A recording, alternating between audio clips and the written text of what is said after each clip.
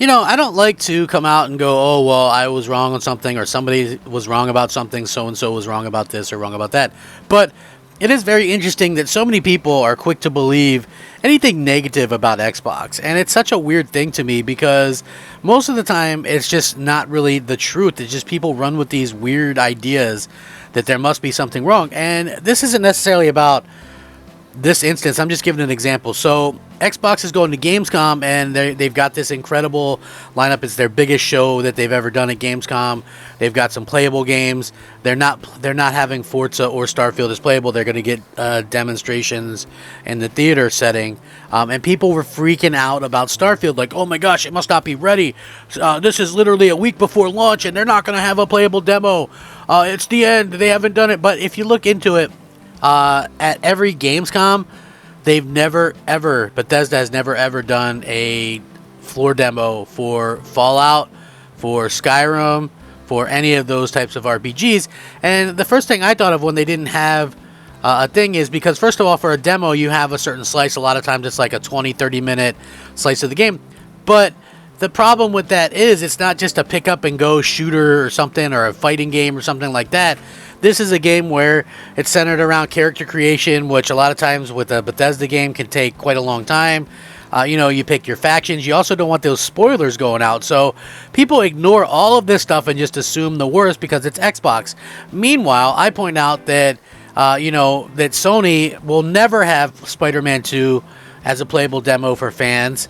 And nobody is going to peep a word about that. Nobody's going to go, oh, we're worried about Spider-Man 2, or we're worried about this, or worried about that.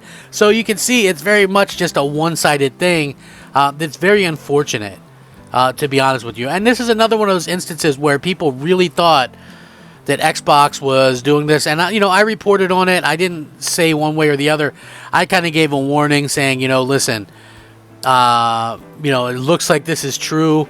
If this is indeed true, make sure you watch out and make sure that Xbox that you're not doing this, because I don't want to see anybody's Xbox get banned and things like that. Well, it turns out that was never actually happening to begin with, in terms of the bans and things like that. So if you were a person that was trying to run emulators or whatever on Xbox, you were never in any danger of getting your Xbox banned, by the way. So Microsoft denies that there was an exploit for permanently banning Xbox players, as third-party apps and tools cannot impact players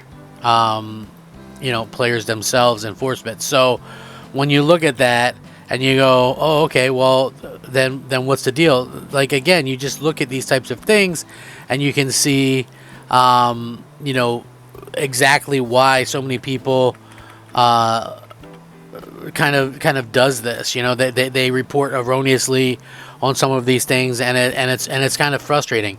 According to recent rumors, a PC mod is reportedly being used to exploit Microsoft's player reporting system to permanently ban players from their Xbox accounts, causing the affected players to lose access to their digital game libraries. Microsoft has now denied that third-party software can affect enforcement actions on the platform. As it is discussed in a post, players have reportedly started receiving permanent bans on their Xbox accounts due to a PC mod used to exploit the player reporting system. The report suggests that the mod is used primarily through Xbox Party Chat to spam Microsoft with false reports until account ban is imposed by the enforcement team, resulting in the affected players losing all access to their profiles, including their digital game libraries. The general consensus is to not join chats with players you don't know and trust.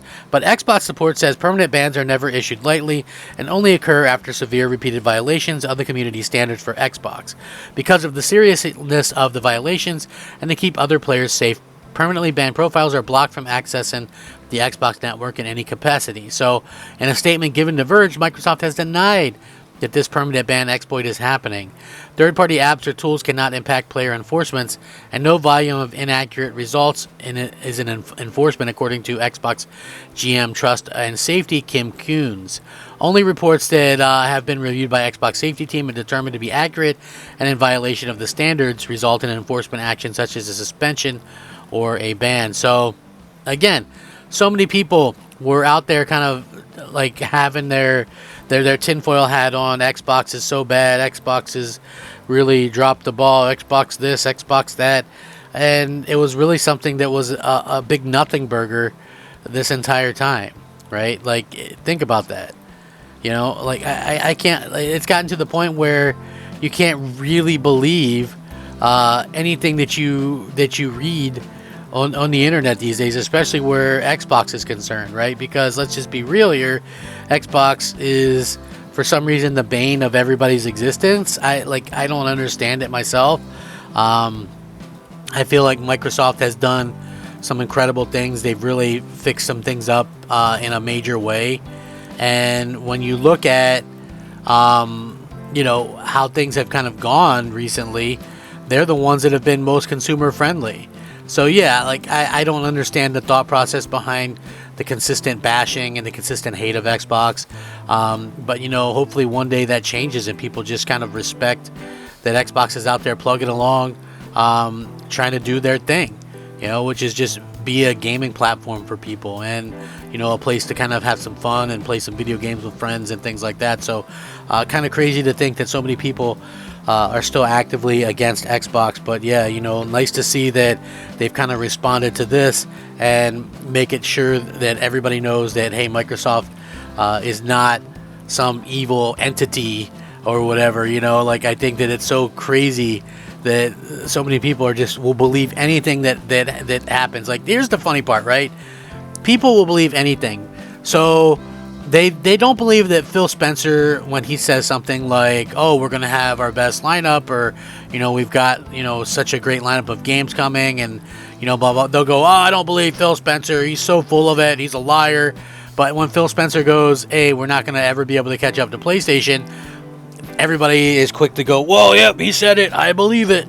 It's so ridiculous, the double standard that Xbox faces. And I hope that one day that it's not a thing. I don't know what else to say, but yeah, it is kind of unfortunate that there is so much hate going on for this stuff. So listen, Microsoft is just a company out there trying to make sure people are have something great to kind of play and just to enjoy themselves. So I hope that we do continue to get to enjoy Xbox for many, many generations, and more people than ever can get a chance to kind of join in and play Xbox. So anyway, with that being said, what do you guys think about this? I definitely appreciate it.